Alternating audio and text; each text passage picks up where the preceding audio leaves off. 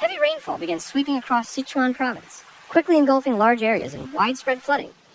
Roads disappeared under rising waters, rivers overflowed their banks, and farmlands were submerged within hours. Thick clouds lingered overhead as the relentless downpour sweeping through towns, farmland, and mountain roads. In less than 48 hours, it reached heights unseen in nearly 3 decades. Locals say they heard it coming before they saw it, a deep, rumbling growl that only got louder.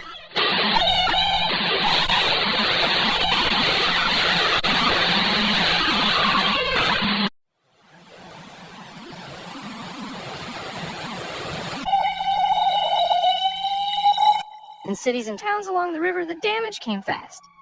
Basement shops were the first to go under, then street-level stores. Cars floated in narrow alleys like forgotten toys. In some neighborhoods, entire blocks vanished under muddy water.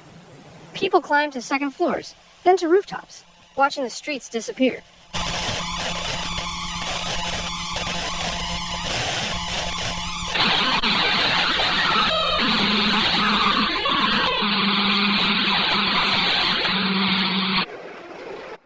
Bridges bent under the weight of the current.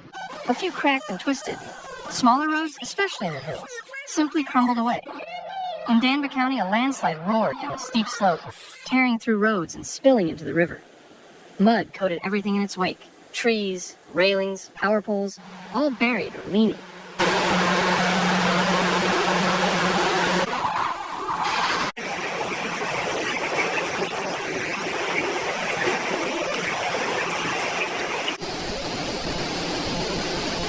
Transportation across Sichuan slowed to a crawl. Major highways were blocked. Some train lines were suspended as engineers rushed to inspect tracks. In the mountains, buses were stranded and villages cut off. Even helicopters struggled with the dense, storm-heavy air.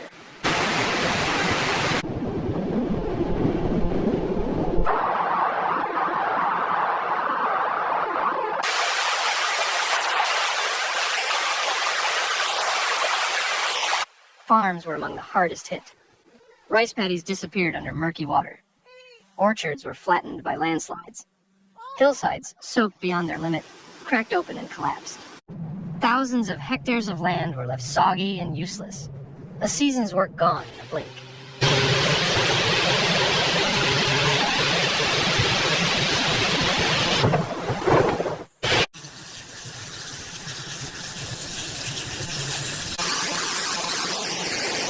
Reservoirs strained near their limits. Officials released water to ease pressure, but that meant more flooding downstream. Emergency alerts were issued in chain reaction. One city after another, bracing for waves they couldn't hold back.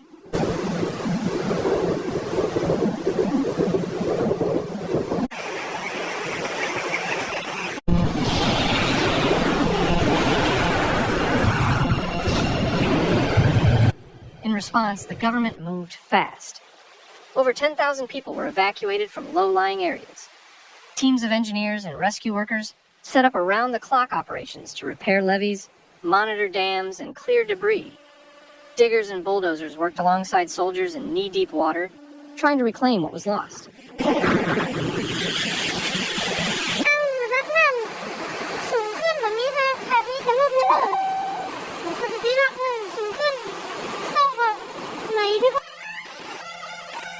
Local power grids flickered out as water reached electric substations. In some towns, tap water stopped flowing. Mobile towers went dark. Whole neighborhoods turned into islands, silent, waterlogged, disconnected.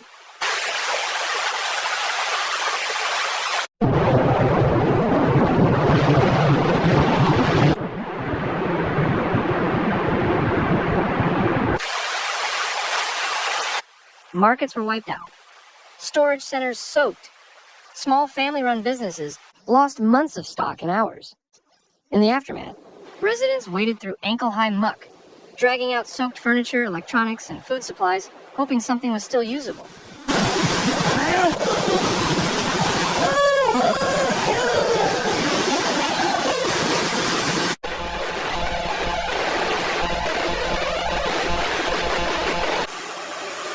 Even after the skies cleared, the problems lingered. The ground remained too unstable for repairs in many areas. Rescue boats were still navigating what used to be dry farmland.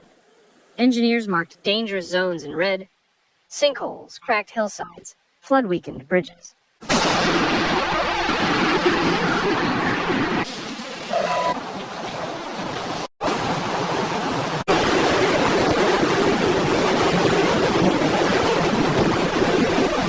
For many in Sichuan, it wasn't just about rain. It was about watching the landscape shift. Rivers where roads used to be, slopes that now looked like broken cliffs. It was about trying to hold on while the water tried to take everything.